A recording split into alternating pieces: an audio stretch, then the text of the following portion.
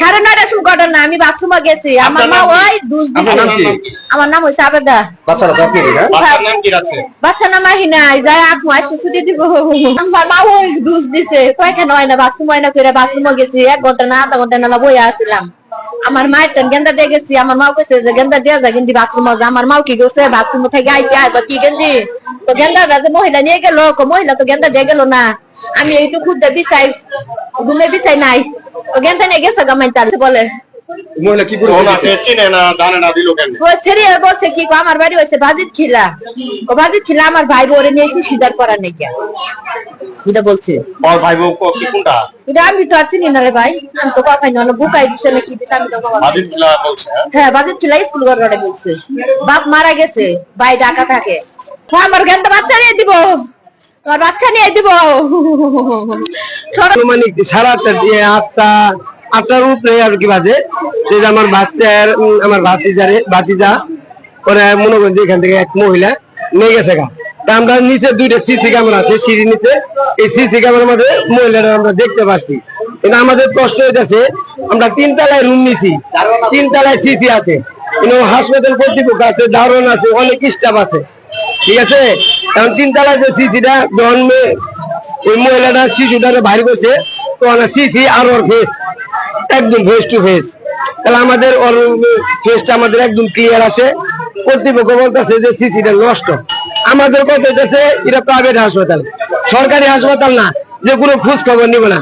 Private হাসপাতাল right পড়লে প্রত্যেকটা লোক হাজার হাজার টাকা আমরা দিতেছি, তাহলে আমাদের নিরাপত্তাটা দিব না।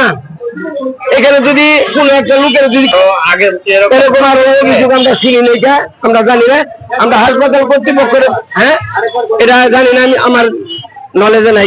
আমাদের উদ্ধার করতে চাই, হাসপাতাল কর্তৃপক্ষ আছে, আমরা প্রশাসনের দৃষ্টি আকর্ষণ করছি, আমাদের থেকে পুলিশ আসছে। আমাদের কর্তৃপক্ষের কাছে প্রশ্ন হচ্ছে, আমরা 3 তলার ফুটেজটা চাই, 3 তলার ফুটেজটা চাই, 2 তলার ফুটেজটা চাই। এই 2 তলা 3 তলার ফুটেজটা দেখলে আমরা ভিকটিম যে মহিলাটা বাচ্চাটা নিয়ে গেছে ওর চেহারাটা আমরা স্পষ্ট পাম, তাহলে আমরা একটু সহজ হবো, হাসপাতাল কর্তৃপক্ষের সঙ্গে প্রশাসনের সহজ হবো ওই মহিলাকে খুঁজে বাইর করতে। ঘটনা কি বলুন একটু? ঘরে হাসপাতাল আমার মেয়ে বুধ ধরা দিন আমি চিন্তা করছি, আজকে সকালে 9টা মেয়ে লাগে।